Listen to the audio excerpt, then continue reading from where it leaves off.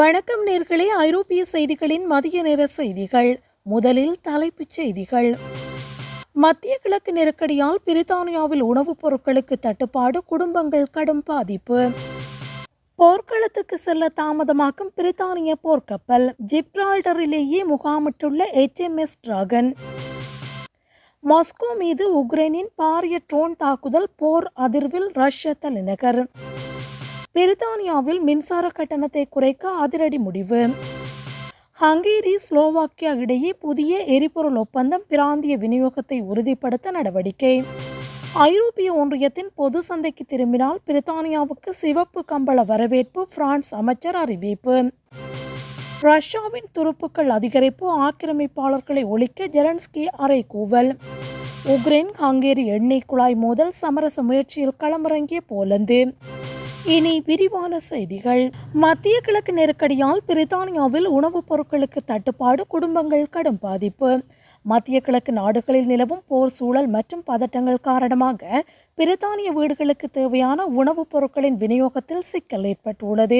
கடல் வழி போக்குவரத்து பாதைகளில் ஏற்பட்டுள்ள தடைகள் காரணமாக இறக்குமதி செய்யப்படும் அத்தியாவசிய பொருட்களின் வரத்து குறைந்துள்ளதாக தெரிவிக்கப்படுகிறது. இதன் நேரடி விளைவாக பிரித்தானியாவில் உணவுப் பொருட்களின் விலைகள் சடுதியாக அதிகரித்து குறைந்த வருமானம் பெறும் குடும்பங்கள் பெரும் சிரமத்தை எதிர்கொண்டுள்ளன. எரிபொருள் விலையேற்றமும் போக்குவரத்து செலவுகளும் அதிகரித்துள்ளதால் பல்பொருள் அங்காடிகளில் பல பொருட்களுக்கு தட்டுப்பாடு நிலவுகின்றது. இந்நிலை நீடித்தால் பிரித்தானியாவின் உணவு பாதுகாப்பு கேள்விக்குறியாகும் என்றும் பொருளாதார நிபுணர்கள் எச்சரிக்கை விடுத்துள்ளனர். அரசாங்கம் மாற்று வழிகளை ஆராய்ந்து வருவதோடு விநியோக சங்கிலியினை சீரமைப்பதற்கான அவசர நடவடிக்கைகளை முன்னெடுத்து வருகின்றது. போர்க்களத்துக்கு செல்ல தாமதமாக்கும் பிரித்தானிய போர்க்கப்பல். ஜிப்ரால்டரிலேயே முகாமிட்டுள்ள MHS டிராகன். மத்திய கிழக்கில் நிலவும் பதட்டமான சூழலில் போர்க்களத்துக்கு அனுப்பப்பட்ட பிரித்தானியாவின் அதிநவீன HMS டிராகன் போர்க்கப்பல் இன்னும் ஜிப்ரால்டர் துறைமுகத்திலேயே தங்கியுள்ளது. திட்டமிட்டபடி போர் பகுதிக்கு செல்லாமல் இந்த போர்க்கப்பல் தாமதமாவது பாதுகாப்பு வட்டாரங்களிடையே பெரும் விவாதத்தை ஏற்படுத்தியுள்ளது. தொழில்நுட்ப கோளாறுகள் அல்லது பராமரிப்பு பணிகள் காரணமாகவே இந்த தாமதம் ஏற்பட்டுள்ளதாக முதற்கட்ட தகவல்கள் தெரிவிக்கின்றன. வான் பாதுகாப்பு மற்றும் ஏவுகணைகளை இடைமறித்து அளிப்பதில் வல்லமை கொண்ட இந்த போர்க்கப்பல் பிரித்தானிய கடற்படையின் மிக முக்கிய பலமாக கருதப்படுகிறது. எதிரிகளின் தாக்குதலை எதிர்கொள்ளும் நோக்கில் அனுப்பப்பட்ட கப்பல் இவ்வாறு தங்கியிருப்பது பிராந்தியத்தில் பிரித்தானியாவின் பாதுகாப்பு நடவடிக்கைகளை பாதிக்கக்கூடும் என்று அச்சம் வெளியிடப்பட்டுள்ளது.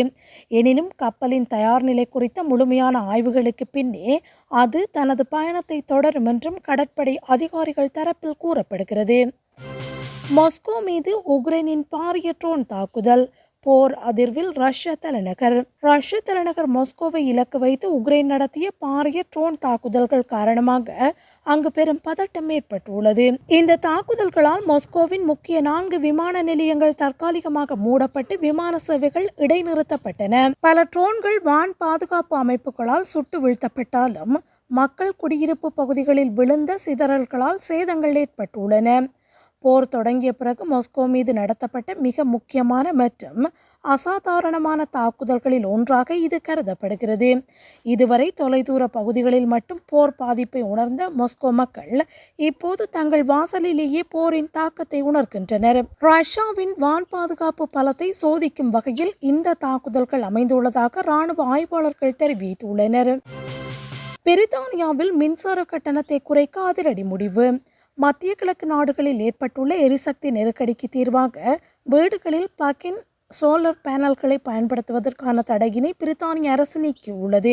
முன்னதாக பாதுகாப்பு காரணங்களுக்காக தடை செய்யப்பட்டிருந்த இந்த எளிய ரக சோலார் பேனல்களை இனி பொதுமக்கள் சூப்பர் மார்க்கெட்டுகளிலேயே வாங்கி பயன்படுத்த முடியும். இந்த பேனல்களை வாடகை வீடுகளில் வசிக்கின்றவர்கள் மற்றும் அடுக்குமாடி குடியிருப்புகளில் இருக்கின்றவர்கள் தங்கள் பால்கனிகளில் எளிதாக பொருத்தி மின்சாரத்தை உற்பத்தி செய்து கொள்ளலாம். எரிசக்தி துறை அமைச்சர் எட் மிலிபண்ட் இந்த அறிவிப்பை வெளியிட்டுள்ளதோடு இது மக்களின் மின்சார கட்டணத்தை கணிசமாக குறைக்க உதவும் என்று தெரிவித்துள்ளார். புதைப்படிவ எரிபொருட்களை சார்ந்திருப்பதை குறைத்து நாட்டின் எரிசக்தி பாதுகாப்பை உறுதிப்படுத்துவதே இந்த அதிரடி மாற்றத்தின் முக்கிய நோக்கமாகும். ஜெர்மனி போன்ற ஐரோப்பிய நாடுகளில் ஏற்கனவே நடைமுறையில் உள்ள இந்த முறையினை பின்பற்றுவதன் மூலம் பிரித்தானியாவில் தூய்மையான எரிசக்தி புரட்சி ஏற்படும் என்றும் எதிர்பார்க்கப்படுகின்றது. ஹங்கேரி ஸ்லோவாக்கியா இடையே புதிய எரிபொருள் ஒப்பந்தம், பிராந்திய விநியோகத்தை உறுதிப்படுத்த நடவடிக்கை.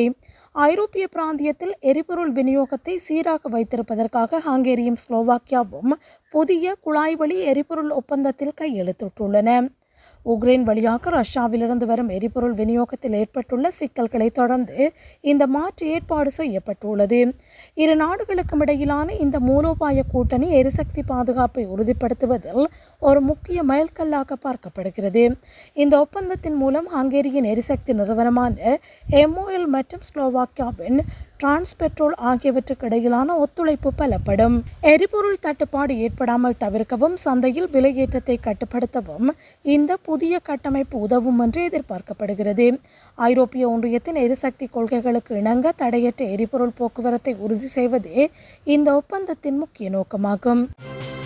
ஐரோப்பிய ஒன்றியத்தின் பொதுச்சந்தைக்கு திரும்பினால் பிரித்தானியாவுக்கு சிவப்பு கம்பள வரவேற்பு, பிரான்ஸ் அமைச்சர் அறிவிப்பு. பிரித்தானியா மீண்டும் ஐரோப்பிய ஒன்றியத்தின் பொதுச்சந்தையில் இணைய முன்வந்தால் அதனை இருகரம் கூப்பி வரவேற்போம் என்று பிரான்சின் ஐரோப்பிய விவகாரங்களுக்கான அமைச்சர் தெரிவித்துள்ளார்.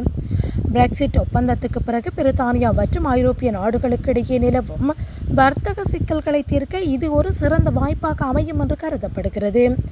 ஐரோப்பிய பொதுச்சந்தையில் இணைவதன் மூலம் வரியில்லாத வர்த்தகம் மற்றும் தடையற்ற எல்லை கடப்பு போன்ற சலுகைகளை பிரித்தானியா மீண்டும் பெற முடியும். பிரித்தானியாவின் புதிய அரசாங்கம் ஐரோப்பிய ஒன்றியத்துடன் நெருக்கமான உறவை வளர்க்க விரும்புவதாக தெரிவித்துள்ள நிலையில் பிரான்சின் இந்த அழைப்பு முக்கியத்துவம் பெறுகிறது. இருப்பினும் பொதுச்சந்தையில் இணைவதற்கு மக்கள் சுதந்திரமாக நடமாடும் உரிமை போன்ற ஐரோப்பிய ஒன்றியத்தின் சில கடுமையான விதிகளை பிரித்தானியா ஏற்க வேண்டியிருக்கும்.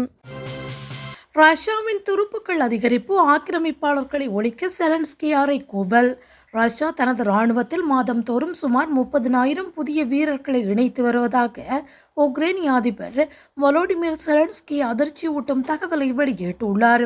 அதிகரித்து வரும் ரஷ்ய படைகளை சமாளிக்க போர்க்களத்தில் எதிரிகளின் அழிவை அதிகரிக்க வேண்டுமென்று அவர் படைகளுக்கு அழைப்பு விடுத்துள்ளார். ரஷ்யாவின் ஆக்கிரமிப்பு திட்டங்களை முறியடிப்பதற்கு உக்ரைனுக்கு இன்னும் கூடுதலான மேற்கத்திய ஆயுதங்களும் நீண்ட தூர ஏவுகணைகளும் அவசியம் என்று அவர் வலியுறுத்தியுள்ளார். ரஷ்ய படைகள் எண்ணிக்கையில் அதிகமாக இருந்தாலும் நவீன தொழில்நுட்பம் மற்றும் துல்லியமான தாக்குதல்கள் மூலம் அவர்களை வீழ்த்த முடியும் என்று ஜெலன்ஸ்கி நம்பிக்கை தெரிவித்துள்ளார். போர் நீண்ட காலமாக தொடர்வதால் ரஷ்யாவின் மனிதவள பலத்துக்கு ஈடுகொடுக்க சர்வதேச சமூகத்தின் தொடர்ச்சியான ஆதரவை அவர் கோரியுள்ளார். உக்ரைன் ஹங்கேரி எண்ணெய் குழாய் மோதல் சமரச முயற்சியில் களமிறங்கிய போலந்து. உக்ரைன் மற்றும் ஹங்கேரி நாடுகளுக்கு இடையே நிலவும் எண்ணெய் குழாய் விநியோக சிக்கலை தீர்க்க போலந்து நாடு தற்போது தலையிட்டுள்ளது. உக்ரைன் வழியாக ரஷ்யாவிலிருந்து வரும் எண்ணெய் விநியோகத்தை நிறுத்துவதாக உக்ரைன் விடுத்த எச்சரிக்கையினை தொடர்ந்து இந்த மோதல் வலுப்பெற்றது. இதனால் ஹங்கேரியின் எரிசக்தி பாதுகாப்பு கேள்விக்குறியான நிலையில் மாற்று வழிகளை ஆராய போலந்து தனது ஒத்துழைப்பை வழங்க முன் வந்துள்ளது. பிராந்தியத்தில் எரிபொருள் தட்டுப்பாடு ஏற்படுவதை தவிர்க்கவும் ஐரோப்பிய நாடுகளுக்கு இடையிலான ஒற்றுமையினை நிலைநாட்டவும் போலந்து இந்த முயற்சியினை எடுத்துள்ளது. இந்த மோதலானது ஐரோப்பிய ஒன்றிய நாடுகளுக்கு இடையிலான எரிசக்தி பகிர்வு மற்றும் அரசியல் உறவுகளில் விரிசலை ஏற்படுத்தியுள்ளதாக கருதப்படுகிறது. போலந்தின் இந்த சமரச முயற்சி வெற்றி பெற்றால் கிழக்கு ஐரோப்பிய பிராந்தியத்தில் நிலையான எரிபொருள் விநியோகம் உறுதி செய்யப்படும் என்றும் எதிர்பார்க்கப்படுகிறது. இத்துடன் மதிய நேரத்திற்கான செய்திகள் நிறைவுக்கு வருகிறது. மீண்டும் இரவு நேர செய்திகளோடு இணைந்து கொள்ளுங்கள். வணக்கம்.